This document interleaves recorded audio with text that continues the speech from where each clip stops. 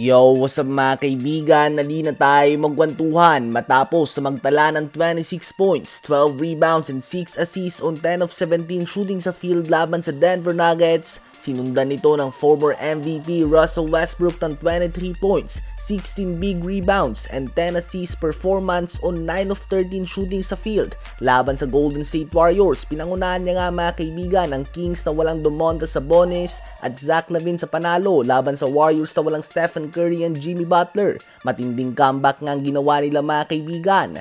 Ito na nga ang 204th triple-double sa kanyang career ni Russell Westbrook at talaga namang nakakamangha na nagagawa niya pa din ito sa kanyang edad na 37 years old na next week at tangkad niya lamang na 6'3" o 6'4". Si Westbrook nga ay hindi nga pangkaraniwan na player at talagang pinapakita niya ito mga kaibigan ngayon sa Sacramento Kings. Inaayawan na nga siya ng mga madaming teams noon mga kaibigan, subalit pinapakita niya ngayon na malaki pa din nga ang ambag niya sa isang team. At paminsan-minsan nga ay kaya niya pa din na magbuhat ng isang team sa panalo at ibalik ang kanyang mga laruan na pang MVP. Sa post-game interview ay sinabi nga ni Westbrook na humbling nga daw ay siya ang best rebounding guard sa history ng NBA.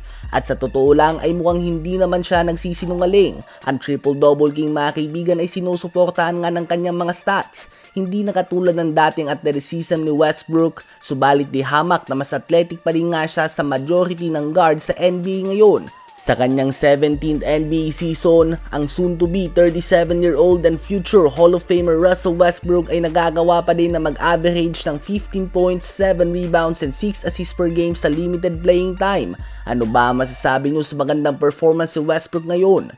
Habang ang Houston Rockets naman na nag-umpisa sa season na ito sa dalawang magkasunod na talo, dahan-dahan nga silang umaangat sa standings ngayon matapos silang talunin ang Memphis Grizzlies kahapon sa score na 125-108. Tulad lamang ng Lakers, ang Houston Rockets ay nakuha na ang kanilang ikalimang sunod na panalo at hindi nga naglalaro si KD ng kanyang best basketball mga kaibigan sa lagay na ito, only shooting 11 of 36 sa field the last 2 games. Subalit si Amen Thompson at Alperen Sengun ay nagmumukhang future superstars na nga sa liga na ito. Ang all-around na laro nilang dalawa ang nagbibigay ng gasolina sa team na ito ng Rockets. Samahan pa ito ng solid bench scoring nila Tari Eason at Reed Sheppard. Ang team na ito ng Houston Rockets ay nagmumukhang ang team na inaasahan ng media at ng mga fans noong off-season na magbibigay ng problema sa reigning champions OKC Thunder. Subalit asahan nga na magkakaroon sila ng mga slump. Natural nga ito sa mga team na hinahanap pa ang kanilang chemistry at nagdagdag ng malaking piece na tulad ni Kevin Durant. Ang Rockets ay may record ngayon na 5 wins and 2 losses at pasok nga yan sa ngayon mga kaibigan sa top 5 ng Western Conference. Ano ba masasabi nyo tungkol dito?